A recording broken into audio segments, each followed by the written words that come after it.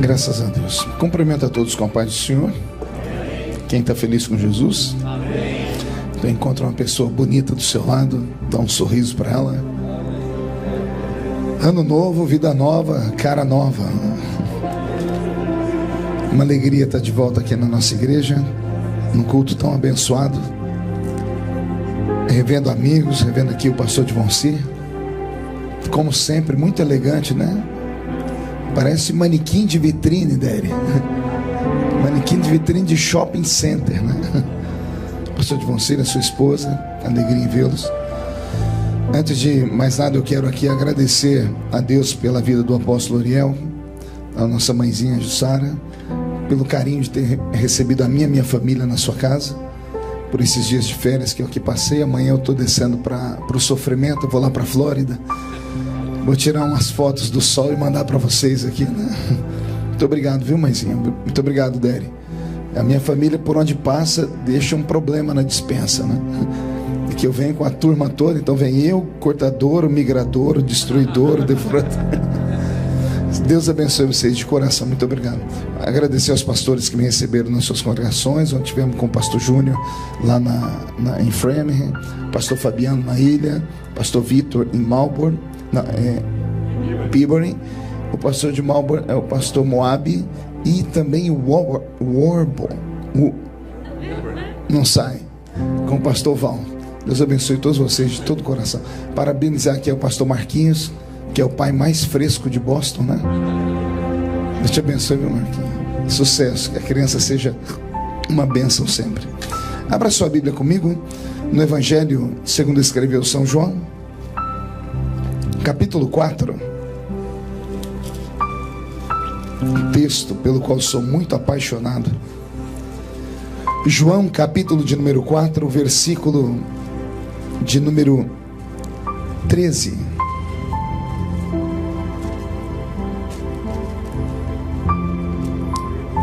Está escrito assim: E Jesus respondeu e disse-lhe: Qualquer que beber desta água tornará a ter sede, mas aquele que beber da água que eu lhe der nunca mais terá sede, porque a água que eu lhe der se fará nele uma fonte que vai jorrar para a vida eterna. Capítulo 7 do mesmo livro, 2 páginas para frente, versículo de número 38 e 39. João 7, 38 e 39, está escrito assim: Quem crê em mim, como diz a Escritura, rios de água viva correrão do seu interior. E isto ele disse a respeito do Espírito que haviam de receber os que nele crescem, porque o Espírito Santo ainda não fora dado, porque Jesus não havia sido ainda glorificado. Amém, igreja? Feche a Bíblia, coloque no banco, na cadeira, pegue na mão da pessoa mais perfumada do seu lado. Ainda dá tempo. E vamos orar. Pai, nós te exaltamos, nós te glorificamos. Te exaltamos porque o Senhor é grande, porque o seu poder é imenso, porque este será o ano das coisas inaudíveis, porque esse será um ano de surpresas sobre a nossa vida. Se me falha a memória, Senhor, é o primeiro culto do ano aqui na nossa igreja, um culto onde os seus filhos deixaram seus afazeres e vieram para o santuário te honrar, te exaltar pela saúde, pela paz, pela família e pela prospecção de dias melhores que virão sobre esta terra. E coube a mim ser o mensageiro desta noite, então eu lhe peço misericórdia, lhe peço inspiração, e lhe peço que o Senhor cerque este santuário com a sua presença, e que num raio de 5 quilômetros, onde houver um demônio alojado, que esses demônios recuem, porque se não recuarem, serão queimados pelo poder da sua glória que será derramada nesse lugar. Que os seus filhos que vieram tristes comecem a saltar de alegria, porque esta noite marcará para sempre a nossa história na sua presença. Antes que eu comece a pregar, Senhor, eu lhe faço 2 pedidos. O primeiro é que os anjos desçam entre nós, desçam trazendo brasas de fogo entre nós, Comecem a esparramar estas brasas entre nós. E onde houver um crente cheio do Espírito Santo, incendeia a alma dele nesta noite. E o segundo pedido, ó Deus, é que esta palavra alcance pessoas de perto e pessoas que estão longe, e que o seu nome seja glorificado para sempre. E toda a igreja diz: os que podem, tomem o seu assento aplaudindo a Jesus, porque Ele é bom, porque Ele é maravilhoso. Ficou muito alto o som aqui no altar, Zazá. Se você tirar só um pouquinho de agudo, eu vou te dar um beijo depois. Ainda mais que ontem eu descobri que você é irmão da esposa do pastor Júnior, da pastora Isabelle. Eu não sabia disso. Ainda bem que eu não falei mal dele na mesa, né? Deus abençoe vocês. Pois bem, o Evangelho segundo escreveu São João, no capítulo 4 e no capítulo 7, contam histórias paralelas, histórias de encontros. Aliás, o resumo dos evangelhos são isso: encontros entre Jesus e seres humanos. Repito, seres humanos.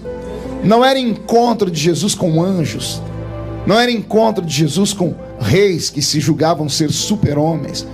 Era um encontro de Jesus com gente como a gente, gente de carne, gente de osso, gente que carregava os seus traumas, os seus erros, os seus pecados, as suas vis histórias, histórias tristes, histórias de perturbação, história de perca, história de violência na família, história de abandono.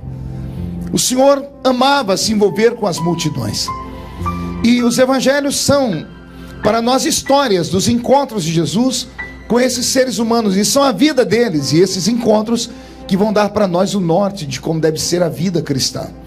No capítulo 4, eu tenho um encontro de Jesus com uma mulher que a Bíblia nos nega o seu nome. Ela chama de mulher samaritana. Eu sempre gosto de enfeitar um pouco a história, né, para ajudar a audiência a compreender o que eu estou pregando. Eu queria que você voltasse comigo no tempo agora, uns 2000 anos atrás só. Encontrasse no meio de uma terra poeirenta, naquela Palestina antiga, o mestre de Nazaré, usando a sua estola sacerdotal branca, sendo amparado por um séquito de 12 intrépidos seres humanos, a quem ele escolheu para serem a sua escola apostólica. Eles com certeza vinham um passo à frente, o mestre vinha atrás, em contemplação, em meditação. E eu queria imaginar o que os 12 conversavam, pastor Júnior. Eu imagino Pedro, Tiago e João, um alfinetando o outro, acotovelando o outro, e dizendo: o culto ontem foi lindo, né? Você viu aquele cego que enxergou? E o outro dizendo: cego eu não vi não, porque de onde eu estava só deu para ver o paralítico andar. E o outro: e eu não vi nem cego nem paralítico, eu vi foi aquele mudo que saiu gritando: hosanas, hosanas, hosanas. Era mais ou menos assim que eu imagino que era a vida deles, o cotidiano deles. Eles dormiam ao lado do Senhor, acordavam ao lado do Senhor, tomavam café da manhã com Ele, almoçavam com Ele, jantavam com Ele, oravam com Ele. Então eles estavam acostumados o Senhor acordar após o café da manhã, eles saírem para o endereço que Ele dava, e sempre para o encontro com uma grande multidão. Depois do milagre que Jesus fez nas bodas de Caná da Galileia, o ministério dele se tornou público. Então a privacidade dele quase inexistia. Acredito piamente que no capítulo 4 de João aqui, Jesus saiu de madrugada, estava indo para um outro lugar junto com seus discípulos, bem de manhãzinha, para que as pessoas que estavam dormindo pelas ruas, esperando ele sair, não vissem. Ele queria naquele dia dar um ensinamento, não a grandes multidões, mas aos seus filhos que caminhavam com ele. Estão eles caminhando, e para infortúnio do coração dos 12, mas para uma alegria imensa no coração de Cristo, eles estão vindo por uma terra poeirenta, e de repente a terra bifurca, a terra abre em 2 caminhos. A vicinal se divide. À esquerda tem uma placa indicando Samaria, terra de Sicar. À direita, a rodovia continuava, daria uma volta imensa ao redor da cidade de Sicar, e 1h30 depois, se continuassem por esse caminho, chegariam lá na outra vicinal que levariam eles para um outro caminho. O destino de Jesus não era Samaria naquele dia, não era a terra de Sicar. Ali era só um lugar de passagem. Como os 12 discípulos estão à frente, quando eles olham a placa indicando à esquerda Sicar, Samaria, eles não pensam 2 vezes, nem entram para aquele lugar, resolvem dar uma volta por fora. Por quê? Porque a terra de Samaria era para eles uma terra maldita, era uma terra de gente pecadora. Centenas de anos antes desse episódio, judeus e samaritanos estavam adorando a Deus. Não sei em qual das festas, se do tabernáculo, se da Pessaque, da Páscoa. Eu sei que enquanto estavam adorando, um estava salmodiando, e enquanto um salmodiava, os outros confirmavam, diziam amém, ou bendito seja o nome do Senhor, coisas desse tipo. Até que alguém resolveu dizer assim: Deus será adorado no alto da montanha. E ao invés de ouvir um amém, ouviu alguém dizer assim: não, está errado. Deus tem que ser adorado em Jerusalém. Começou a briga. Esse que disse que Deus tinha que ser adorado lá no alto da montanha refuta e diz: não, Deus tem que ser adorado no alto da montanha, porque foi lá que ele falou com Moisés, seu servo. E o outro que defendeu Jerusalém disse: não, Deus tem que ser adorado em Jerusalém, porque Jerusalém é a cidade de Davi. E o outro refutou dizendo: não, é no alto da montanha que Deus tem que ser adorado, porque foi lá que Deus revelou os 10 mandamentos. E o outro: não, Deus tem que ser adorado em Jerusalém, porque ela é cercada por 7 montanhas, e o 7 é o número da perfeição. E por causa dessa briga, dessa discussão, romperam com a comunhão. Judeus e samaritanos, irmãos de sangue, perderam a comunhão, a amizade. Chegaram a criar doutrinas, mãezinha. Criaram doutrinas para separar, só para que judeus não conversassem com samaritanos. Colocaram roupas diferentes nas mulheres. As mulheres samaritanas usavam um cinto diferente das mulheres judias, exatamente para que quando andassem pelas ruas, porque eram muito parecidas na face, ao olharem a roupa, alguém dizia: não, só tem cara de judeu, mas é samaritano, e vice-versa. E por isso romperam com a comunhão, romperam com a amizade. Eu tenho dito isso há alguns anos.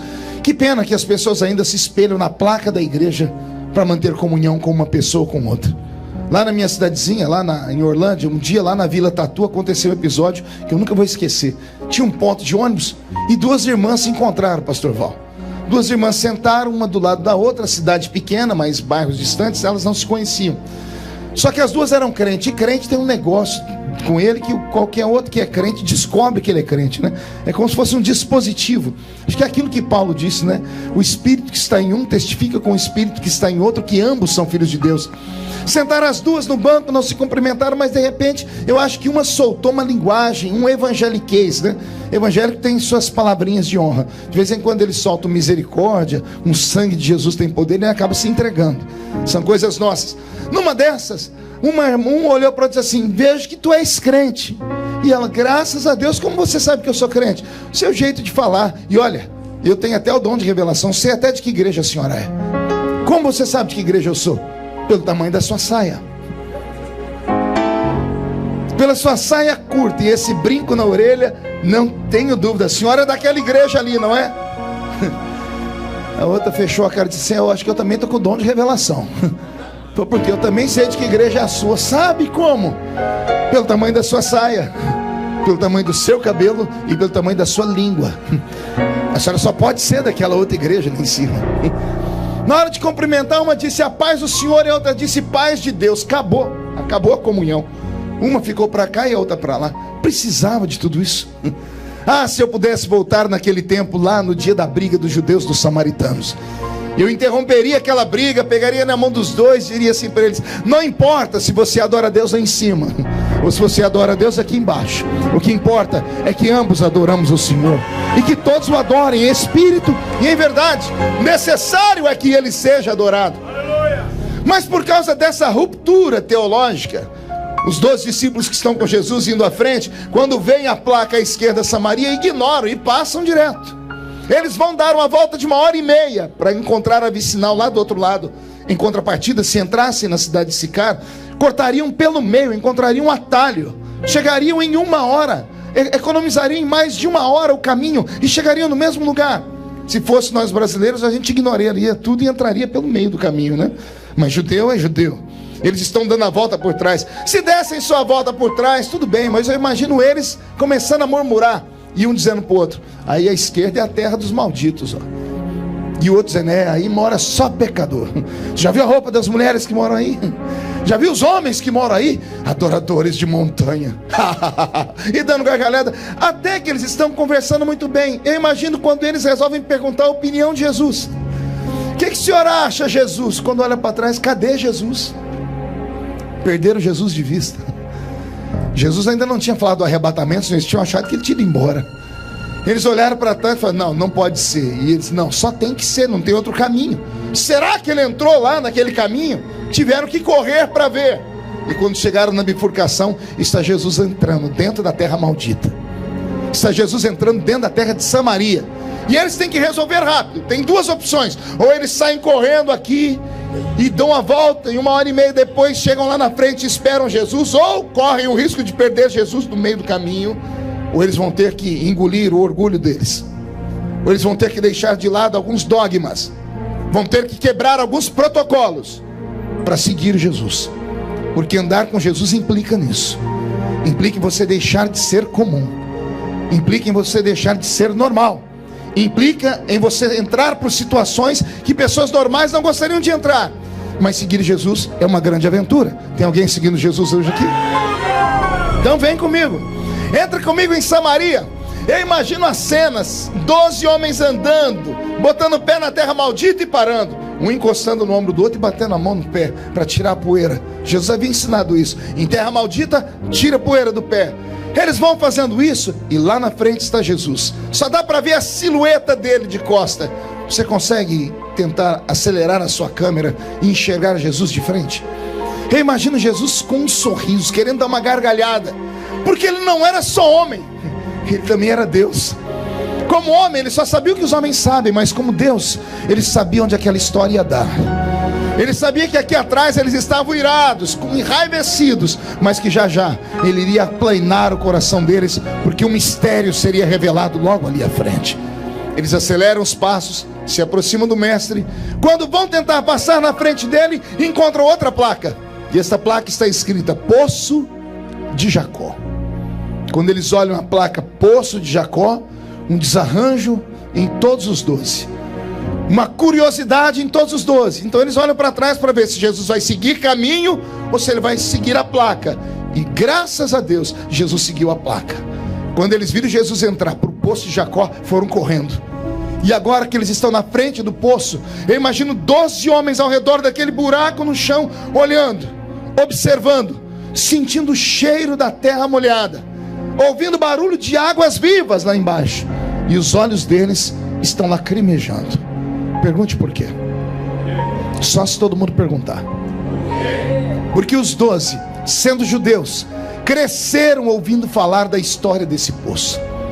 Cresceram ouvindo falar da história do milagre de Jacó no deserto.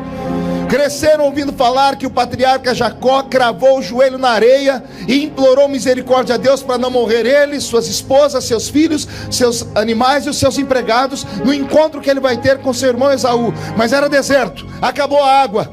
E o Deus de Jacó disse a ele: cave nessa areia, porque quem anda comigo não morre de sede. E Jacó cravou na areia e nasceu um poço de água viva que existe até os dias de hoje. Eles agora estão vendo. Anote aí e deixe essas palavras fluírem na sua alma. Os 12 agora estão vendo aquilo que a vida inteira eles só ouviram falar. Estão vendo aquilo que eles só ouviram falar. É isso que eu começo a aprender nesse texto.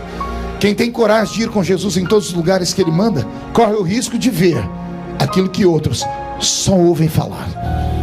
Quem tem coragem de andar com Jesus, de seguir a ele, de quebrar regras, quebrar etiquetas, de ir onde ninguém foi, de fazer coisas que para os normais é loucura, como as nossas extravagâncias, como as nossas coreografias, como o nosso louvor, como a nossa fé. Quem tem coragem de fazer essas coisas acabam vendo aquilo que os outros não veem, coisas que as pessoas só ouvem falar. Você corre o risco de ver aqui nesta noite, dentro desse santuário, porque você está seguindo Jesus. Posso ouvir mais um glória a Deus por essa palavra? Os 12 estão ali, Déry, olhando aquele poço, sentindo o cheiro da água, estão emocionados, estão cutucando um o braço do outro, dizendo assim: minha mãe, quando eu era criança, me falou dessa história. E o outro: meu pai também. Eu ouvi o nosso rabino contar na sinagoga. Eles estão deliciando-se com a visão que estão tendo. Aí Jesus quebra o clima fazendo assim. Todo mundo para, olha para ele, e ele diz assim: gente, está um calor aqui, né? Muito quente. Eu estou com sede. Estou com sede. E a vergonha invade o coração dos 12, porque eles estão de frente de um poço, tem água viva, mas eles não estão preparados para tirar água lá de dentro.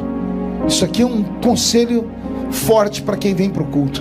Não basta entrar no culto. Como eu tenho sempre ensinado, é preciso, além do culto, entrar na presença de Deus. Não basta atravessar a porta da igreja. Eu digo sempre que entrar na igreja até cachorro entra, porque a porta fica aberta. Mas entrar no culto e na presença de Deus, aí é só para aquele que está preparado. Não adianta estar aqui dentro e não estar preparado para receber o que Deus tem para dar. Pastor, será que é possível? É só você olhar do seu lado esquerdo e direito que você vai ver. Tem alguns que entram aqui dentro e abrem o guarda-chuva. Como assim, pastor? Começa a chover no irmão da esquerda, chove no irmão da direita, o da frente dá grito de glória, o outro dá um pulo, tem um até que enrola pelo chão, e tem uns que não abrem a boca nem para respirar. Não basta andar ao lado dele, tem que estar ao lado dele preparado para fazer as coisas que ele te pede para fazer. Eles estão diante do milagre, pastor Val, e não podem tirar água lá de dentro. Não tem uma xícara na mão. Mas não é esse o ensinamento que Jesus quer dar. Jesus não quer deixar eles numa situação constrangedora. Então Jesus se antecipa, imagino, se afasta deles um pouquinho, encontra uma pedra debaixo de um zimbro. Ele senta na pedra e diz assim: gente, aqui na frente, se não me falha a memória, eu vi uma placa ali atrás, tem uma cidade chamada Sicar. Vão à frente, preparem comida, bebida, encontrem um lugar para eu repousar. Eu me encontro com vocês lá na frente. Eu vou descansar porque essa noite, enquanto vocês dormiam, eu subi o monte para orar, então eu estou mais cansado que vocês. Os 12 se confabulam, chegam à seguinte conclusão: nós não podemos deixar Jesus sozinho. Eles deixam um para ficar ali do lado dele, como uma espécie de guarda-costa. Pastor, como é que o senhor sabe disso? Está escrito? Não, não está escrito, mas basta ter um pouquinho de inteligência, porque alguém escreveu a história. Alguém foi testemunha ocular, e só um foi testemunha ocular dessa história: João, o apóstolo. Os 11 ou os 12 se reuniram e escolheram João para que João ficasse ao lado de Cristo. Jesus está sentado numa pedra, João está aqui em pé, de braço cruzado. Tem 11 homens fugindo, indo para dentro da cidade de Sicar. Quando eles estão à distância, que dá para perceber que Jesus não está vendo mais eles, eu imagino o diálogo, pastor Moses, um olhando para a cara do outro, dizendo assim: que fiasco. O homem dá tudo que a gente quer. Ele multiplica pão, ele multiplica peixe, ele alimenta a gente, as pessoas dão pouso para a gente. Tudo que a gente quer ele dá. E agora que ele pediu um copo d'água, ele não pediu vinho, ele não pediu uma barra de ouro, ele pediu água. E nenhum de nós pode dar água para ele. A gente precisa melhorar esse ministério. Os 11 estão conversando quando de repente, no sentido contrário, passa uma mulher. Passa quem? Esta mulher, quando passa por eles, dá frio da planta dos pés ao alto da cabeça deles. Quando ela já está longe, os 11 olham para trás para olhar a mulher, e começa a indagação: não pode ser. Será? Sim, não tem outro jeito. O que chamou a atenção naquela mulher neles foram duas coisas. Primeiro, o cinto que ela usava. O cinto identificava ela como samaritana. Samaritano era sinônimo de pecador, miserável. A outra coisa é que no ombro direito dela ela tinha um cântaro. Eles não tinham uma xícara, mas ela tinha um cântaro. Ela está indo para o poço de onde eles estão vindo. Eles não mataram a sede de Jesus, mas ela está indo com um negócio que ela pode acabar matando a sede de Jesus. Mas os 11 estão se confabulando, dizendo assim: mas Jesus é judeu, ele não vai pedir água para ela porque ela é samaritana. Será? Os 11 querem correr para ver a história, mas não podem. Jesus deu ordem de ir para a cidade. Eles vão ver a história mais tarde. E a história que eles ouvem mais tarde vai mexer com a alma e com o coração deles. Interessante que aqui eu queria parar por um momento, só para fazer uma pequena meditação. Indo para cá, saindo de perto de Jesus, tem 11 discípulos. 11 o quê? 11 apóstolos. 11 o quê? 11 santos, sim ou não? 11 pilares da igreja, sim ou não? 11 homens de respeito, sim ou não? E vindo de lá para perto de Jesus, está vindo uma samaritana, uma pecadora. A sorte dela é que eles não tinham o dom que Jesus tinha. Se eles enxergassem nela o que Jesus enxergou, ela não chegava no poço. Ela teria sido apedrejada até a morte, porque ela não era uma mulher comum. Era uma mulher que já tinha tido 5 homens, e o que ela tem agora não é dela. Calma aí, se o homem que ela tem agora não é dela, ela está em adultério. E adultério, quer seja em Israel, quer seja em Samaria, era punido à base de apedrejamento e pauladas. A sorte dessa mulher é que os discípulos não sabem quem ela era, mas eu sei, e você também sabe. Então por isso eu falo: estão indo 11 santos e está vindo uma adúltera. Está indo 11 pilares da igreja e está vindo uma mulher amaldiçoada. Estão indo 11 santos poderosos que não puderam matar a sede de Jesus. E está vindo uma desgraçada, miserável pecadora que pode matar a sede de Jesus. Pelo menos uns 3 entenderam. Aqui nesse texto eu encontrei a resposta, pastor Divonci, porque muitas vezes pregando no Brasil, em cruzadas, em culto ao ar livre, me lembro que uma vez eu estava pregando ali no litoral do Paraná, esqueci o nome da cidade grande, pastor José Alves é o pastor presidente, Paranaguá, pregando ali numa grande cruzada. Quando eu fiz o apelo, a primeira alma que aceitou Jesus na rua foi uma prostituta. Ela estava seminua, que dava vergonha. Quando ela chegou perto do altar, ela dobrou o joelho, não era nem altar, era uma caçamba de um caminhão. Ela arrancou os brincos, porque ela conhecia a cultura da igreja. Ela arrancou os maços de cigarro e jogou em cima do caminhão. E caiu de joelhos, aos gritos. Quando ela caiu de joelhos, os gritos dela se transformaram em choro, e o choro em línguas estranhas. Jesus batizou ela com o Espírito Santo. Agora a cena que eu vi na sequência me horrorizou. 2 irmãs do ciclo de oração que estavam bem perto, de coquezinho na cabeça e Bíblia na mão, vieram correndo e botaram a mão na prostituta e começaram a dizer: sai, Satanás, nós te repreendemos agora, espírito de enganação, deixa ela. E a mulher, não entendendo nada, ainda bem que não estava entendendo nada, continuou orando e falando em línguas estranhas. Aí chegou uma pessoa e tirou elas de perto dela, e ela saindo dizendo assim: como pode? Como é que Jesus pode batizar uma mulher que está vestida desse jeito? Como Jesus pode abençoar alguém que está desse jeito? Isso não é o Espírito Santo. Aquelas irmãzinhas podiam ser crentes, mas não conheciam Jesus. Elas não conhecem o nosso Salvador. Quem se preocupa com a aparência são homens. O meu Senhor se preocupa com aquilo que está por dentro do ser humano. É nessa história que eu encontrei a resposta. 11 santos não podiam matar a sede dele, mas uma prostituta, aleluia, ela pode tocar ele. Às vezes é mais ou menos isso que acontece num culto como esse, né? Quantas vezes a gente está pregando e a gente conhece os crentes, né? Sou pastor de igreja, a gente conhece os membros de igreja. Você prega, o cidadão fica te olhando com a cara parecendo que foi batizado num pote de vinagre. Aí entra na igreja uma pessoa que nunca foi crente, ela fica constrangida, porque ela baixa a cabeça, você percebe que ela fica assim, de canto de olho, ela começa a chorar. Ela não entende nada do que eu estou pregando, mas ela sente tudo que eu estou falando. Aí os crentes que entendem o que eu estou pregando já não sentem mais o que eu estou falando. Senhoras e senhores, às vezes é melhor rever o nosso sentimômetro espiritual. Dá uma olhadinha pro seu irmão e pergunta: como é que está o seu? Está quebrado? Diga para ele: porque é o primeiro culto do ano e você não abriu a boca nem para respirar ainda. Aliás, teve uns 3 desgraça desse chiclete. Pelo amor de Deus, você está na presença do Eterno. 2017 você venceu. Dê um grito de glória ao nome dele. Se alegra. Aleluia. Lá vai a pecadora. Os 11 vão embora querendo saber o que deu. Vão saber mais tarde. Quando a pecadora chega perto do poço, de soslaio. Soslaio é canto de olho. De soslaio, de canto de olho para a esquerda, para a direita, ela percebe que na beira do poço tem 2 homens. E os 2 são judeus. A roupa deles identifica eles.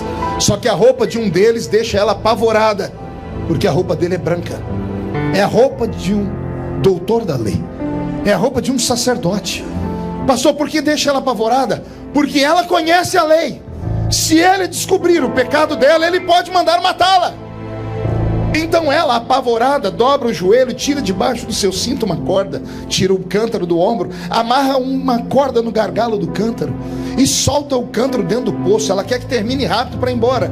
Quando o cântaro bate nas águas, barulho de água e movimento, pastor Marquinhos. Ela ergue o cântaro e quando o cântaro sai de dentro do poço, ele sai vertendo água fria.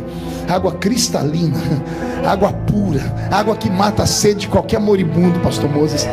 Quando ela tira o cântaro, ela desamarra, vai dar um jeito de amarrar na cintura, porque ela quer que aquilo acabe logo. São 2 judeus e ela é samaritana. Um deles é doutor da lei, e esses doutores da lei também, ele pode ser da entidade dos cabalas, ele pode ser um doutor da lei que tenha dom de revelação. Você sabia disso? Sabia que existem judeus que têm dom de revelação? Os que estudam a cabala, eles também oram por doentes. Eu conheci um dia desses, um deles. É coisa forte. Quando ela percebe isso, ela quer que termine logo aquilo, porque aquilo está sendo um suplício.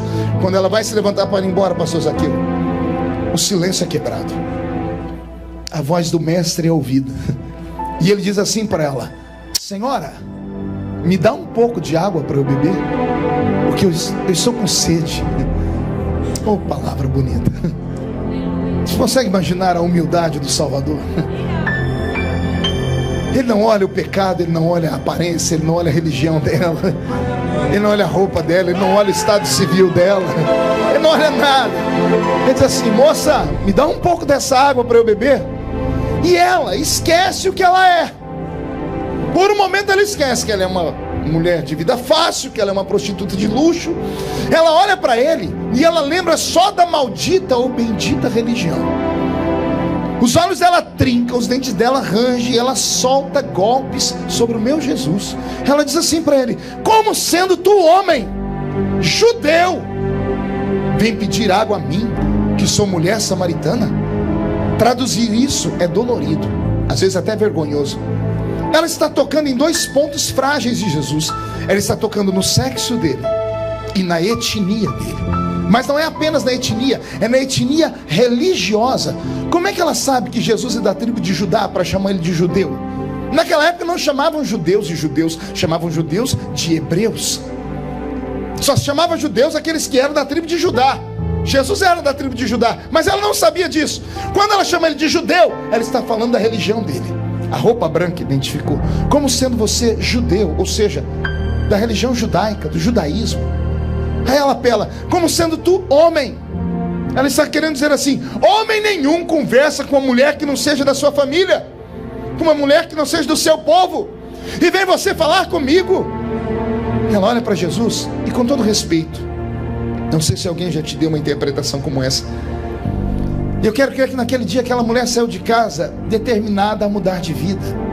Ela estava cansada de ser um pedaço de carne na mão de homens, de bestas feras. Ela estava cansada de ser um objeto. Era uma mulher que foi abusada desde sempre. Uma mulher, para se tornar uma prostituta, não era por vontade própria. Uma mulher violentada, uma mulher estuprada. O peso não caía sobre o estuprador, caía sobre ela.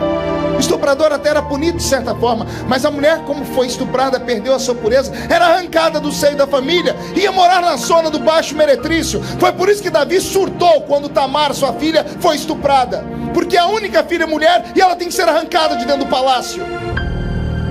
Essa mulher não era prostituta porque queria, e o que ela tem agora mexe comigo, porque calma aí, ela é mulher, ela tem um homem que não é dela, ela está vivendo uma vida amaziada. Os samaritanos também puniam isso à base da pedrada. Por que nunca puniram ela? Possivelmente ela era amante de alguém muito importante, um político, ou pior, um religioso. E as pessoas sabiam do poder que tinham os sacerdotes naquele tempo. Lembra? Foram eles que mandaram matar o meu Jesus. E também sabiam do poder dos políticos. E como ela devia ser muito bela, era amante de um deles, ninguém tinha coragem de tocar nela, porque ela tinha alguém que guardava as costas dela. Mas isso não tornava ela uma pessoa feliz.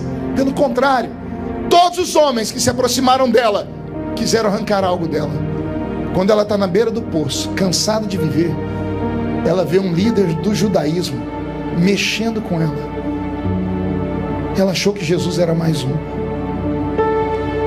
Quando Jesus puxou conversa com ela, ela olhou para ele e disse assim: é mais um que me quer, é mais um homem que quer o meu corpo, é mais alguém que quer me deflorar, que quer me humilhar.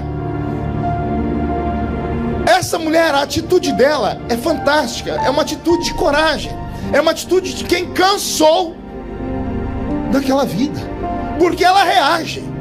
A reação dela pode provocar a morte, porque Jesus não está sozinho, ele tem um outro ali. Ele é o doutor da lei. Se ele faz um sinal assim para João, João pega pedra e paus e mata ela.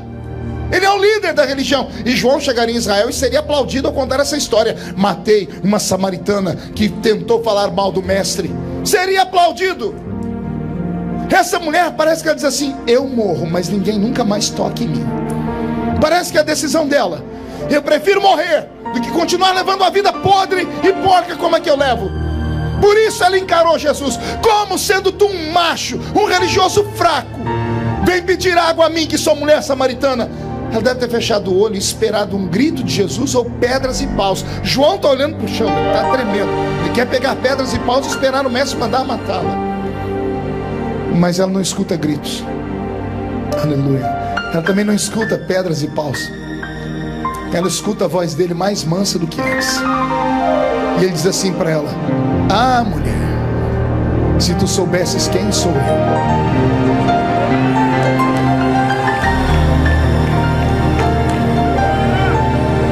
Emociono só de falar. Ah, se tu soubesses quem sou eu. Eu não sou como os outros, mulher. Eu não quero um pedaço de você. Eu não quero te levar para a cama. Eu não quero destruir sua vida. Eu não quero abusar de você. Ah, se tu soubesses quem sou eu te daria uma água, porque você me pediria ela. E a água que eu te dou só se bebe uma vez, porque ela mata a sede para sempre. Para sempre. Alguém já bebeu dessa água aqui? Então exalte ao nome dele. Oh, aleluia. João está sem ação, deve estar chutando pedra para cá, pedaço de pau para lá. A mulher levanta o olhar, olha para Jesus, ela não sabe o que fazer, porque ela foi agressiva, ela foi deselegante, ela agrediu ele, Nani. E ele, ao invés de agredi-la, liberou uma palavra de amor dele, liberou uma palavra de paixão. Olha como muda o tratamento. A maneira como você trata alguém é a maneira como a pessoa vai te tratar. Antes, ela olhou para Jesus e chamou ele do quê? Homem judeu, macho religioso. Depois que Jesus disse isso para ela, olha como ela vai chamar ele: mas Senhor. Vou deixar você degustar. Primeiro ela diz: como sendo tu homem judeu, pede água a mim, que sou mulher samaritana. Ele diz: ah, se tu soubesses quem sou eu, você me pediria água e eu te daria uma água que quem bebe dela nunca mais tem sede. Aí ela olha para ele e diz assim: mas Senhor. Só trata alguém como Senhor quem reconhece que é menor do que ele. Ela se julgava melhor do que ele, porque ele, para ela, era só mais um desses que aproveitam da vida das pessoas. Mas quando ele se revelou, ela se inclinou e disse: mas Senhor. O poço é fundo e tu não tens como tirar a água daqui. Era tudo que Jesus queria ouvir. Uma oportunidade de diálogo. Jesus levanta daquela pedra dele e vai lá perto do poço. A mulher está agachada aí. João está olhando para ver no que vai dar. E Jesus está olhando para o poço, dizendo: é verdade, o poço é fundo e eu não tenho como te dar água daí. Meus discípulos não têm, foram todos embora. E esse que está aqui não tem também. Mas a água que eu vou te dar não está aqui. A água que eu quero te dar não está aqui. E a mente dela viaja ao redor daquele poço. Num raio de 10 quilômetros não tem água, não tem rio, não tem córrego, não tem lagoa, não tem nada. Quem já foi lá, eu já estive lá, no que é a reminiscência da terra de Sicar. Não tem nada ao redor daquele lugar. Aí a mente da mulher viaja e diz: se a água que o Senhor vai me dar não está aqui, onde está a água? Aí Jesus se revela. Ele abre os braços e diz: eu sou a fonte da água da vida. Eu sou a fonte da água da vida. Quem bebe desta água nunca mais tem sede. Linda história, não é? Pois bem, vamos tirar aqui alguns ensinamentos dessa história. O primeiro ensinamento que eu aprendo dessa história tem a ver com igreja, tem a ver com culto. Pergunte por quê. Ah, se a gente soubesse o que significa essa horinha aqui na presença de Deus. Se os crentes soubessem o que acontece quando eles saem de casa, no meio da neve ou do calor, sobem essa escadaria e entram e sentam aqui nesses bancos. Às vezes não é preciso fazer mais nada, basta sentar nesses bancos. O catolicismo romano, que se distanciou de Deus há muito tempo, tem mais conhecimento disso do que nós. Senta nas igrejas católicas, durante o dia as pessoas estão lá sentadas, quietinhas, em silêncio, em contemplação. Primeira vez que eu fui na ilha de Martha's Vineyard, eu fui lá no tabernáculo de Wesley. Eu pedi para os irmãos, me deixa eu sentar aqui só um pouquinho. Eu sentei ali, estava um frio danado, que é o ar livre, né? Sentei e fiquei uns 5 minutinhos orando. Eu não queria que mais acabasse, porque eu fiquei imaginando o que era aquele lugar. Eu imaginei um homem de 1,5 metro de altura, que fez a rainha da Inglaterra se curvar, pregando naquele ambiente, um ambiente sagrado. Ah, se nós soubéssemos o que é esse lugar. Esse lugar não é mais Everett. Era Everett antes do culto começar. O culto começou, nós saímos da terra, entramos nas regiões celestiais. É por isso que o louvor nos arrepia, a música nos toca. É por isso que você está enxugando as lágrimas. Não é a minha voz, não é porque eu conto história bonitinha, não é nada disso. É porque Ele está aqui. Ele está aqui nesse lugar. Ele está aqui. E qualquer encontro com Ele pode mudar a vida de qualquer pessoa para sempre. O dia que eu fui lá no poço de Jacó, eu corri até onde é as ruínas de Sicar. Deu 25 minutos a pé.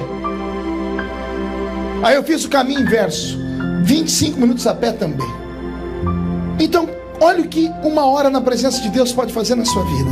Aquela mulher saiu de casa de manhãzinha, andando pelas ruas, todo mundo dizia Shalom, Shalom. Quando ela virava as costas, todo mundo dizia, lá vai a Kenga, lá vai a destruidora de lá vai a... Já enterrou 5 e está com aí, agora está acabando com outro casamento, que é assim que o povo é. Na cara não fala, mas passou, o povo murmura. Todo mundo fala, lá vai ela. E ela sai daqui. Quando ela chega no poço, são 25 minutos a pé. Eu calculei o tempo de pegar água, pastor Divon Círio, e a conversa dela com Jesus. Não cheguei a mais do que 15 minutos, porque ela estava apavorada para ir embora. 25 com 15 dá 40. Jesus conversa com ela. Ela não voltou para a cidade com um cântaro. Ela largou aquele cântaro e saiu correndo. Ela gastou menos tempo para chegar. Ela chegou na cidade nos 20 minutos. Ela entrou na cidade aos berros. Entrou gritando. Só que ela entrou gritando uma coisa tão bonita que vai mexer com você. Porque 25 para vir, com 15 dá 40, com 20 para voltar dá 60, é 1 hora. 1 hora atrás ela era prostituta. 1 hora depois é a maior missionária do Novo Testamento. 1 hora depois ela entra na cidade gritando, encontrei o Messias, encontrei o profeta, ele está lá no poço de Jacó. E essa mulher faz algo que eu nunca vi acontecer. Gente, a cidade inteira, é a Bíblia que diz, a cidade inteira, os comerciantes, a prefeitura fechou, todas as pessoas que estavam trabalhando na lavoura pararam, a notícia se esparramou, a cidade inteira desceu até o poço para ver Jesus. E Jesus pregou para a cidade inteira e ganhou a cidade inteira. Quando a cidade está voltando, eles encontram a mulher chorando num canto. E aí começa a dizer, agora cremos. Não porque te ouvimos, cremos porque nós vimos que ainda há profeta em Israel de verdade. É por isso que eu digo que você não sabe o que esta hora aqui pode significar na sua vida. Para você pode ser mais um culto, para Deus pode ser o culto. Pode ser o dia em que Deus esteja marcando você, queimando você, batizando você com o Espírito Santo, derramando para você o dom da palavra, o dom do conhecimento, derramando sobre você o dom de discernir espíritos, trazendo o avivamento que você tanto espera. Por isso eu não admito que você fique só assistindo o culto. Participe do culto, reage por esse culto, se empolgue por esse culto, chame a atenção de Deus nesse culto.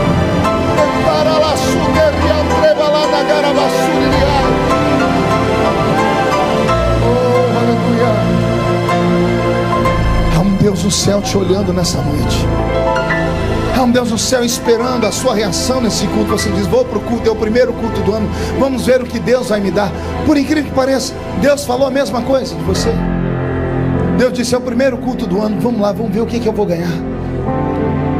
Então estamos nos impasse. Ele quer e você quer. Só que Ele é Deus. Ele merece mais do que você. Dê a Ele e Ele te dará tudo que você precisa. Eu não vou me prolongar muito, mas eu quero aqui tirar desse texto algo que o Senhor falou no meu coração, que é muito profundo. Oxalá que eu tenha condições de interpretar. Sentado naquela pedra, falando Deus. Então eu compreendo que sentado na pedra está um homem com sede.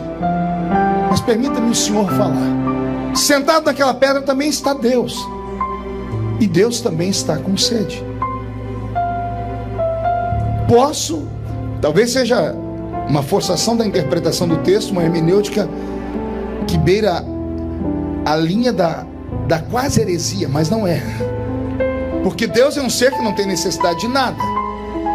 Mas no meu pensamento, sentado naquela pedra, eu tenho uma linguagem, uma figura de linguagem eterna.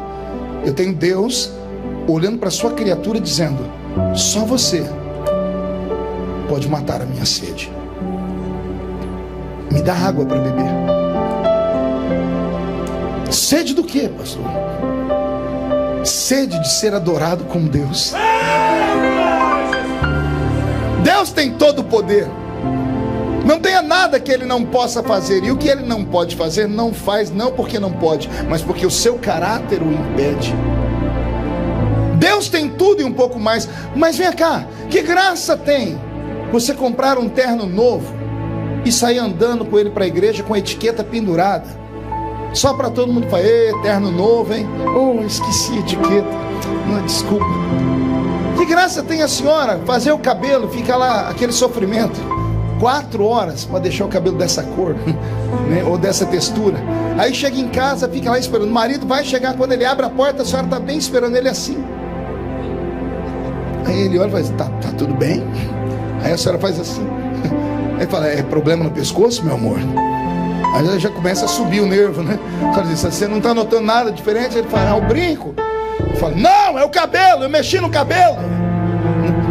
Que graça tem você fazer uma coisa e ter que ficar falando. Imagina, você emagreceu e ter que falar: vocês viram a dieta que eu fiz?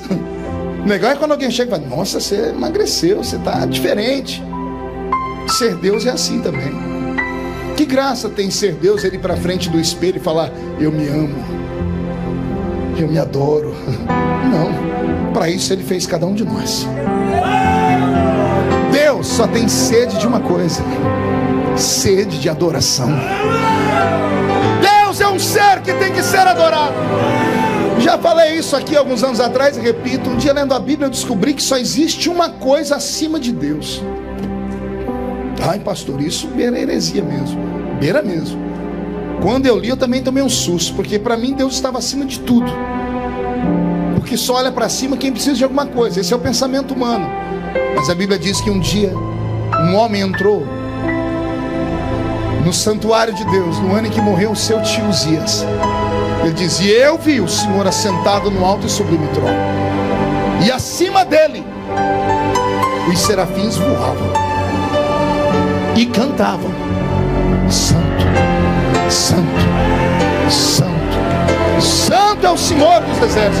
Aí, o dia que eu li isso, eu falei assim: Deus, calma aí, tem alguma coisa errada aqui. Os serafins estão acima do trono de Deus. Por quê?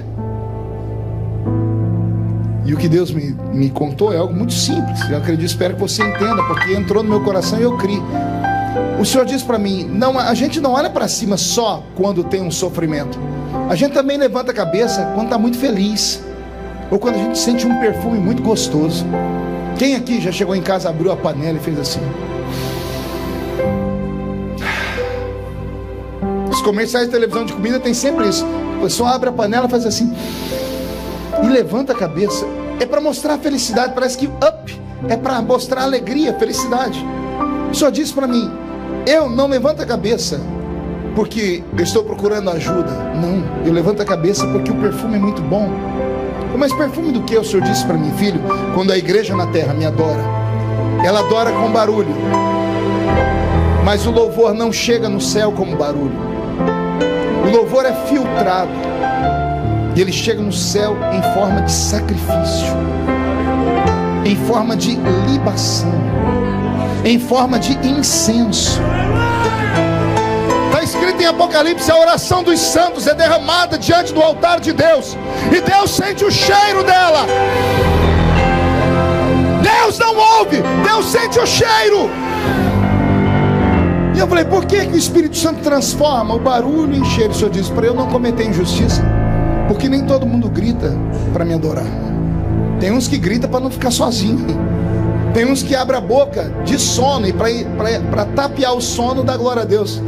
Já viu isso? A pessoa vai abrir a boca dizendo assim: aleluia. Não é assim? Nas vigílias acontece muito. As pessoas estão dormindo, ela já acorda falando em língua estranha, nem sabe o que está falando. Não faz sentido nenhum o que ela está fazendo, não é louvor nenhum isso. Então quando um dá glória a Deus de verdade, a gente sente, arrepia tudo, sobe. Quando uns vão dando, aí se vai virando um louvor coletivo, aí sobe. Quando sobe, o Espírito Santo fica no meio, dizendo assim: esse é de verdade, esse aqui é só da boca para fora. Aí ele vai filtrando. O que chega diante de Deus é incenso. Aí Deus diz para mim: quando chega o louvor verdadeiro lá da Revival Church for the Nation, quando sobe, eu faço assim. Quando o cheiro é bom, eu olho para cima. Ao olhar para cima, os serafins dizem: santo, santo, santo, santo, santo, santo é o Senhor dos exércitos, e toda a Everett está ficando cheia da sua glória. Eu te desafio nesta noite ser o ponto de partida, o início de um ano de muita adoração, de um ano de muito louvor, um ano onde você possa atravessar aquela porta, entrar aqui e pedir menos e dar mais, porque Ele sabe do que você precisa e Ele vai suprir a sua necessidade. Queria desafiar você a dar um ano de tanta glória e de tanta aleluia, que o próprio diabo vai se mudar da rua da sua casa, porque não vai te aguentar mais. Duas coisas: ou ele não vai aguentar mais, ou ele vai acabar dando glória a Deus junto com você também. Eu te desafio a fazer deste ano o melhor ano da sua vida, dizendo assim: só o Senhor é Deus, e dar a Ele toda a honra, toda a glória, todo o louvor, porque Ele merece tudo isso e um pouco mais. Você pode dar um glória a Deus por isso? Me lembrei agora de que eu estava em Israel numa grande cruzada uma vez, e terminamos a cruzada, foi um sucesso. No dia seguinte eu fui lá para o Monte das Lamentações, para o Muro das Lamentações, orar. E eu levei comigo aquele locutor da Rede Globo, o Cid Moreira. Quem lembra do Cid Moreira? Só os velhos, né? Mr. M. O pastor Divon Cid disse que lembra, mas não é velho não, é ousado. Estava lá, eu e o Cid Moreira. Falei: Cid, vamos, informa. Para chegar lá foi uma tortura, porque o Cid anda desse jeito assim. Eu já tenho quase 230 anos. Aí o Cid foi, chegamos lá, cada um colocamos o quipá. Eu falei: Cid, você encontra um lugar aí que eu vou encontrar o meu. Eu quero chegar naquela montanha lá, aquela muralha. E para chegar lá, um Deus nos acuda. É muita gente, né? Só que eu sou brasileiro e não desisto nunca. E fui empurrando um, empurrando o outro. Quando eu achei uma brechinha no meio do muro, eu disse: pronto, é aqui que hoje eu faço um pacto com Deus. Tirei do meu bolso um pedido de oração. Não sei se você sabe, no Brasil, quando alguém sabe que você vai para Israel, eles falam: põe meu nome lá. Aí você sai com um negocinho enrolado. Quando você estica, dá 1 quilômetro. Tem oração até pelo cachorrinho da vizinha. Aí enrolei o meu papelzinho, e antes de começar a orar, eu tinha que encontrar um lugarzinho para colocar o pedido de oração. E aí foi uma tortura. Uma música triste, por favor. Não tinha nenhum buraquinho para colocar o pedido de oração. E eu falei: eu não viajei milhares de quilômetros para voltar com esse pedido de oração. Senhor, me ajuda, porque senão eu vou pecar. Aí eu olhei e tive uma visão. Eu vi um papelzinho que estava bem amarelinho, num buraquinho daqueles lá. Esse aqui Jesus já escutou. Não é pecado não, né? Aquele lá já estava amarelinho, tava... Eu cheguei, a barriga bem perto, coloquei o dedo e fiz assim, tuque, e coloquei o meu pedido de oração lá. A igreja me perdoa por isso? Ufa, graças a Deus. Aí eu orei. Aí eu comecei a orar com vontade. Vem, achei o lugar para colocar meu pedido de oração. Só que eu encarnei um assembleiano seminarista orando. Levantei as duas mãos para o céu e comecei: soberano eterno, magnífico, imarcessível, Rei dos reis, Senhor dos senhores, Pai da eternidade, Príncipe da paz. Eu estava indo. Eu sei que eu já tinha atravessado o átrio, estava chegando no lugar santo, quando eu tomei uma pancada na mão esquerda. Mas a pancada foi tão forte que eu quase emendei um palavrão na oração. Porque não foi você, mas doeu demais, que a mão chegou a enformigar, que eu parei de orar e fiz ai, e olhei para cá para falar quem foi que fez isso. Aí ia brigar com a pessoa, mas quando eu olhei para cá, o ser humano era alto demais. Eu fui olhando, ele não parava de crescer. Era um judeu de uns 2 metros de altura, e ele ainda tinha um chapéu na cabeça, devia dar uns 2,5 metros. E esse judeu estava orando assim, ó. E foi um murro desse que ele acertou na minha mão. Eu falei, vou ficar quieto, estou em oração. Cheguei para cá, né? Levantei a mão, comecei a orar de novo. Não deu certo, que acertaram essa mão. Só que essa acertaram mais de levezinho. Eu olhei, não foi soco. O judeu que estava de cá, aqueles que usam roupa preta, que tem um cabelinho enrolado aqui, o judeu ortodoxo, ele orava assim, ó. E ele bateu a cabeça na minha mão.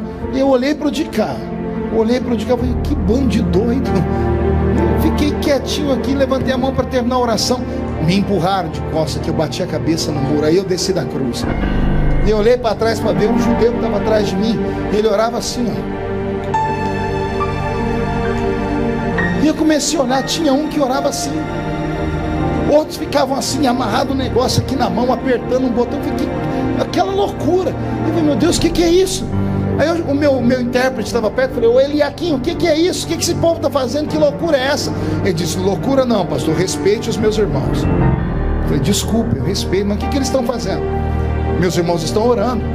E eu falei, precisa tudo isso para orar? Ó, eu, pentecostal, membro da Revival Church for the Nation, achando loucura eles daquele jeito. Aqui teve um que deu uma cambalhota aqui agora no meio da igreja, e eu achando louco aquilo lá. Ele olhou para mim e falou assim, pastor, eu não posso falar porque o senhor está pagando a minha diária. Eu disse, não, eu faço questão, se é um ensinamento eu quero aprender.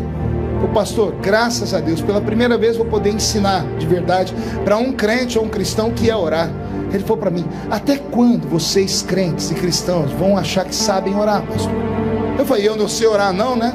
Ele disse, pastor, vocês estão gatinhando na oração. Pastor, quando vocês começaram a orar 2.000 anos atrás, já fazia 4.000 que a gente orava. Aprenda a orar com a gente. E eu disse, a gente está errando no que? Ele falou assim, vocês não leram os profetas? Os profetas ensinam que Deus não recebe palavras vãs, repetições vãs de palavras comuns. Pastor, oração não é monólogo não. Não é só um que fala. Oração é diálogo. São dois falando. É o Senhor falando com o Pai e o Pai falando com o Senhor. Oração é diálogo. E tem mais, pastor. O senhor está vendo aquele meu irmão ali orando assim? Eu disse, estou. Sabe o que ele está fazendo? Eu disse o quê? Ele está orando e está falando, eu oro, mas o meu braço também está orando. Aquele outro eu oro, mas o meu quadril também está orando. As minhas pernas estão orando. O meu corpo todo ora. Ele está dizendo, cada célula do seu corpo tem que orar aquele que fez os céus e a terra. Eu nunca tinha ouvido nada parecido com isso, pastor Júnior, nunca nada. Eu saí dali assim, embriagado, né? Quando eu estava já umas 50 metros longe daquilo, o Cid Moreira do meu lado, a ficha caiu, que eu sou difícil de entender. Quando eu entendi, eu dei um berro, que eu quase matei o Cid Moreira do coração. O Cid olhou para mim e disse assim, que isso, pastor? Falei, Cid, eu entendi. Ele falou, o quê? Eu entendi porque eu, quando garoto, lá na Vila Tatu, no salãozinho da Rua 1, quando o culto estava gostoso, quando eu dava por mim, eu estava em pé sozinho, chacoalhando as mãos e chorando. Aí quando eu voltava, eu olhava, estava todo mundo sentando me olhando, e eu ficava com vergonha de sentar. Quantas vezes em congresso no Brasil, uma vez, eu estava em São Paulo, no Parque do Anhembi, pastor Gesiel Gomes, seu pai Moisés pregando. Seu pai fez uma coisa naquela noite que eu acho que eu nunca mais vi ninguém fazer. Ele subiu na tribuna, antes dele cantou uma cantora, e o Brasil estava mudando o rumo do louvor, né? Não era mais que louvor de Assembleia de Deus, o povo estava começando a bater palma e dançar. E o seu pai, quando pegou o microfone, estava daquele jeito, o povo, todo mundo virado. Ele nem saudou o povo com a paz do Senhor, ele deixou o microfone, a Bíblia foi, ajoelhou numa cadeira. E ninguém entendeu nada. Aí o povo foi quietando. Ele catou uma cadeira, saiu andando no púlpito sem falar nada. Ele pegou e jogou a cadeira no meio do povo. Um irmão levantou e catou a cadeira. Foi um susto. Ele disse: é desse jeito que você tem que estar, porque senão a glória de Deus vai te matar. Coisas de Gesiel Gomes. Aquilo virou do avesso. Eu era menina, eu nunca tinha visto uma coisa dessa. Meu Deus, eu pulei tanto, eu gritei tanto, que pisaram no meu pé, eu pisei no pé dos outros. Quando eu vi, eu estava no chão, caíram, uns 30 caíram em cima de mim. Mas a gente não programou aquilo. Não era uma coisa que a gente dizia: olha, eu vou, fica, espera aí que eu estou indo agora. Não, era um impulso, era um ímpeto. Eu descobri que eu não grito no púlpito porque quero. Eu não aumento a minha voz porque a minha verborragia exige, ou porque a minha retórica é perfeita. Não. Existe um momento em que vem o conhecimento do homem. Existe outro que o Espírito do Senhor se apossa. É o momento em que o Espírito Santo se apossa. Quando eu vejo crentes reagirem como você reagiu agora, erguer a mão, dar um pulo para cima, dar um grito, é o momento em que eu estou falando. É o momento em que a glória de Deus toma conta do seu corpo. É o Espírito Santo que diz para você: salte, pule, movimente, levante o braço, pule, plante bananeira, agarre o diabo pelo chifre, exalte, louve, exalte aquele que fez os céus e a terra. Mate a sede de Deus nessa noite, e você terá o ano mais abençoado da sua história. E encerro aqui dizendo que no capítulo 7 de João, 8 dias depois, os discípulos se confabularam, e a notícia que chegou até Jesus não foi legal. Jesus perguntou: por que está todo mundo triste? Ninguém está conversando comigo direito. Pedro, tinha que ser Pedro, né? Deve ter falado: Senhor, está todo mundo triste com o Senhor. Mas triste comigo por quê, Pedro? Ué, porque semana passada o Senhor encontrou aquela zinha lá. Que zinha, Pedro? Aquela samaritanazinha lá. E o que tem? E João falou para nós que o Senhor deu um presente para ela, uma tal de fonte que jorra para a vida eterna. E daí? E daí que para nós que estamos com o Senhor há 3 anos, o Senhor nunca deu nenhuma gota dessa água. Para ela, o Senhor deu uma fonte, e para nós o Senhor não deu nada. Eu imagino Jesus olhando para ele, dizendo: você acha que eu sou injusto, Pedro? Chama todo mundo lá. Aí reúne os 12 aqui, todo mundo olhando para baixo, chutando pedra, uns olhando para Pedro e falando assim: ó, cagueta. E Jesus dizendo assim para ele: vocês estão tristes porque eu dei para aquela mulher uma fonte? Vocês acham que eu não dei nada para vocês? Como é que os demônios respeitam vocês? Como é que vocês colocam as mãos e as enfermidades vão embora? Pedro, como é que você saltou no meio das águas e não teve medo de morrer? João, Tiago, como é que vocês mandaram a sua mãe vir falar para mim que quando eu entrar no meu reino é para colocar uma à minha esquerda e outra à minha direita? Que ousadia é essa? Só cura enfermos, só expulsa demônios, só anda em cima das águas, só não tem medo da morte, só é ousado quem já bebeu da água da vida. E eu imagino eles olhando assim: Senhor, então quer dizer que nós temos a fonte? E Jesus diz: não, vocês tinham. Como assim?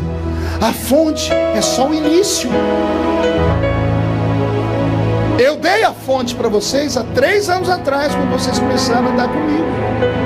Não lembro que eu disse para a mulher? João não disse? Eu disse para ela: se as minhas palavras permanecerem na senhora, essa fonte vai jorrar para a vida eterna. Para vocês a palavra é outra.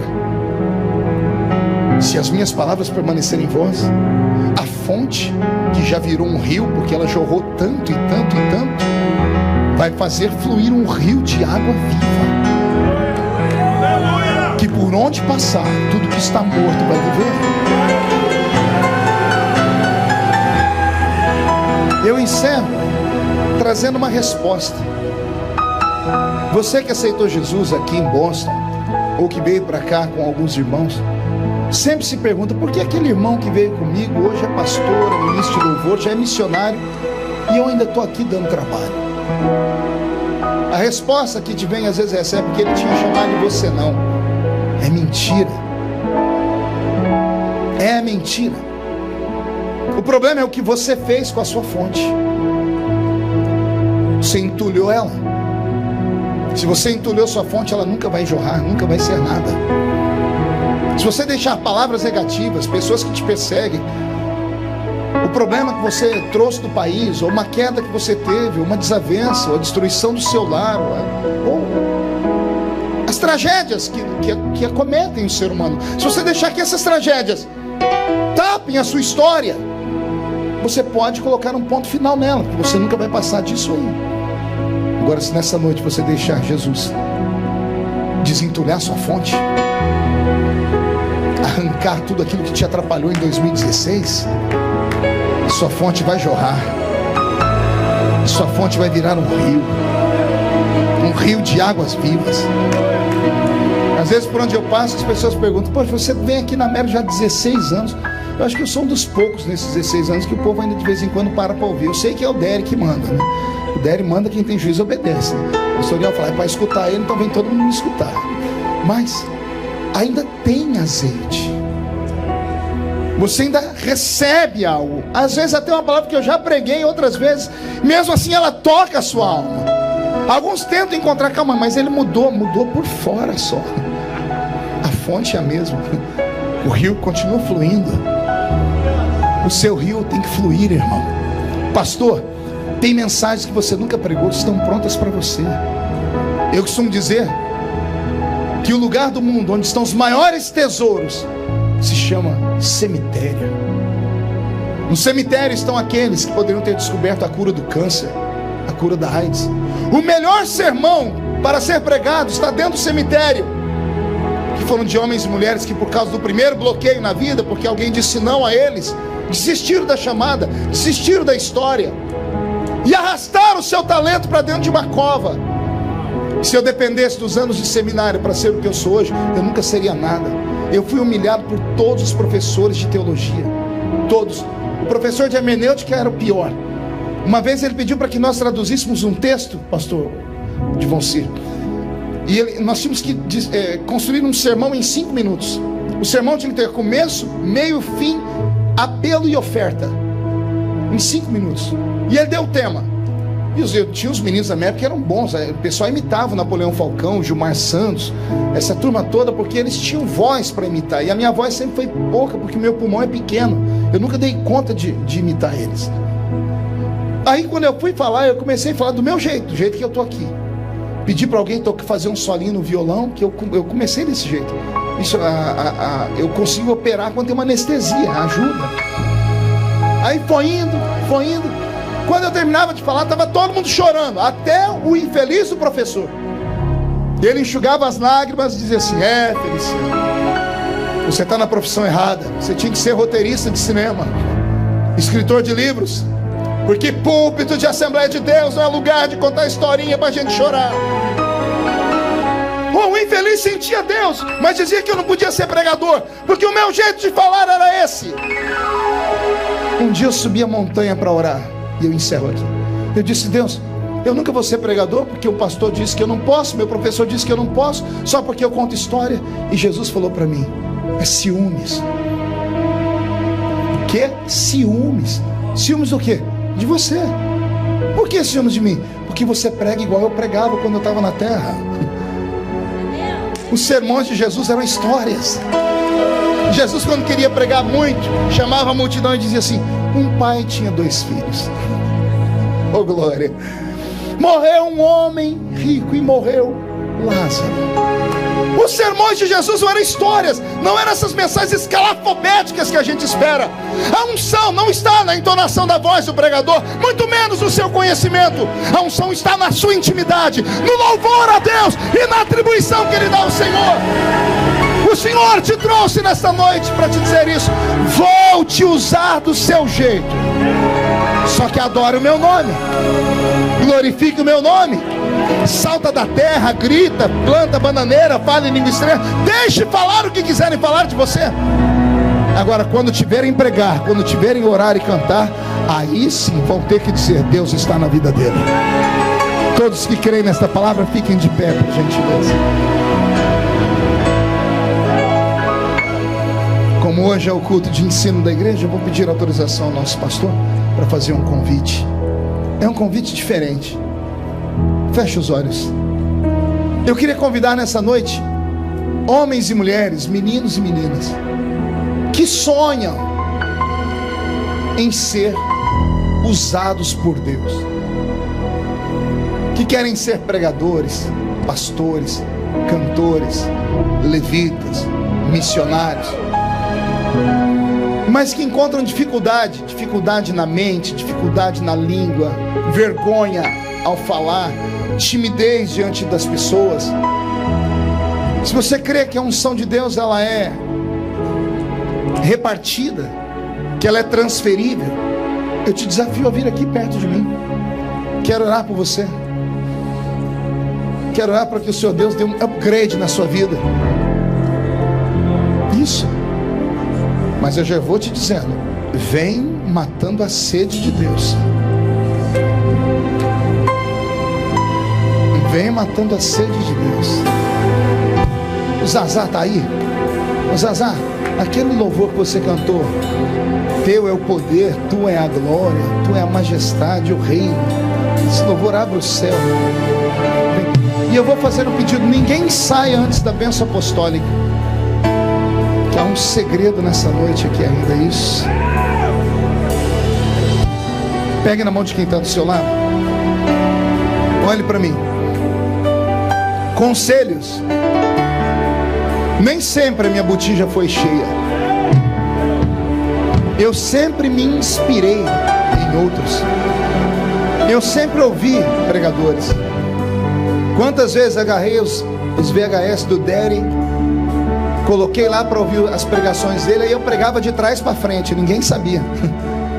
Ele pregava de frente para trás, eu pregava de trás para frente. O pastor de Fonsi pregou uma mensagem uma vez dos Gideões, eu decodifiquei ela em 3 e fiz 3 sermões com a mesma mensagem. E aí quando eu prego é perigoso, ele está pregando, alguém fala: você está imitando o Feliciano. E é o Feliciano imitando ele. Pastor Ronaldo Fonseca é deputado comigo em Brasília. Esse dia ele chegou lá no parlamento bravo comigo. Ô Feliciano, pelo amor de Deus, não prega mais aquela mensagem do azeite da viúva não. Eu falei: por quê? Você aprendeu essa mensagem aonde? Eu disse: eu tinha 14 anos quando você pregou ela. Pois é, a mensagem é minha. Você prega ela. Eu fui pregar esses dias, irmão, falei: o senhor está imitando o pastor Marcos Feliciano. Porque Jesus me fez mais conhecido do que ele. Não é vergonha nenhuma copiar. Só que peça para Deus te dar uma inspiração sua, para Ele te dar um toque diferente seu, para que tenha a sua marca. Seja cheio do Espírito Santo sempre. Pregar não é fácil, porque você tem o atributo de ter que despedir o povo melhor do que eles entraram e fazer eles terem vontade de no culto próximo estarem aqui do que ficar em casa. Por isso o Senhor Deus quer te dar. Pai, eu oro nesta hora. Eu oro porque oraram por mim. Eu nunca imaginei que um dia eu estaria orando por pessoas. Deus da minha infância, Deus dos primeiros passos, derrama nesta noite da mesma unção de sabedoria, da unção de fluência das palavras, da fome e da vontade de conhecer a tua palavra.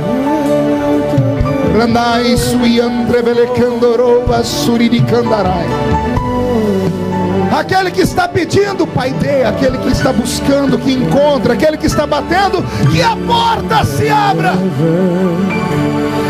E na medida em que esses homens e mulheres estiverem sendo ungidos com esta unção, que cada um deles possa matar a sua sede nesta noite, Senhor.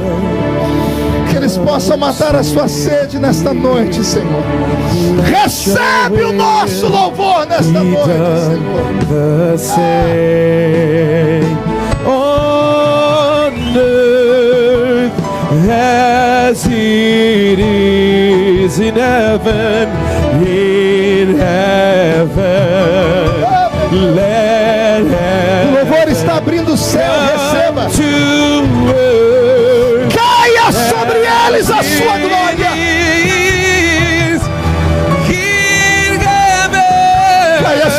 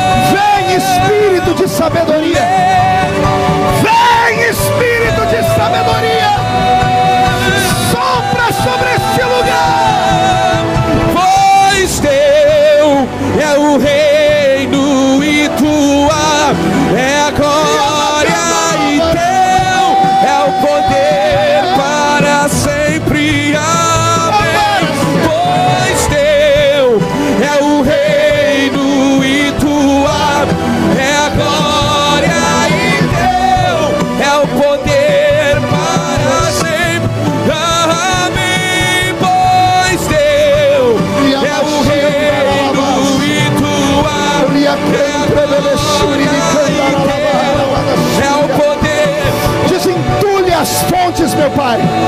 Desentulha as fontes, arranca o medo, arranca a timidez, arranca, Senhor, a trava nas línguas, tira o problema com o idioma, quebra o arco, corta a lança, e deixa libera, o céu descer, e deixa o céu descer.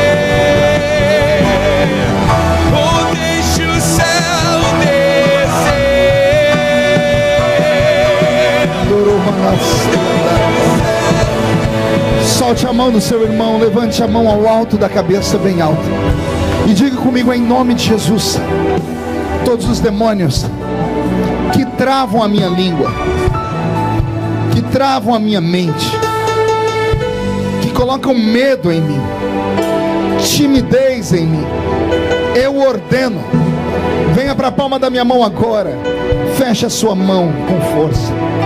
Vou contar até 3, você joga no chão, pise em cima, acaba com esse medo, acaba com esse problema. Abraça 3 pessoas e diga para elas assim: você vai marcar a sua geração. 1, você nunca mais será o mesmo.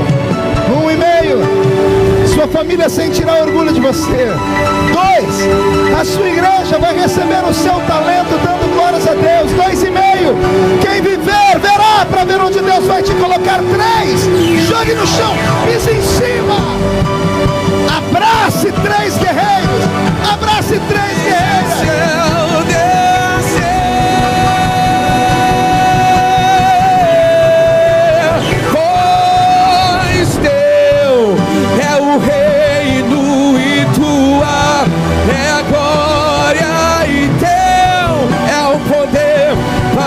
Sempre amém, pois Deus é o reino e tua é a glória. Aleluia!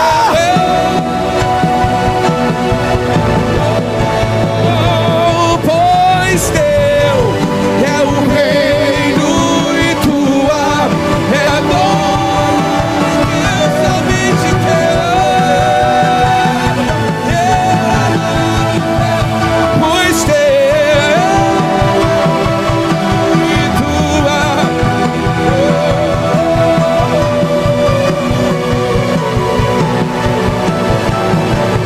Pode dar a Jesus uma linda salva de palmas?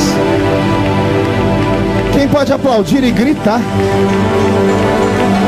Quem pode aplaudir, gritar e dar um pulo para cima? Vamos ver se alguém consegue.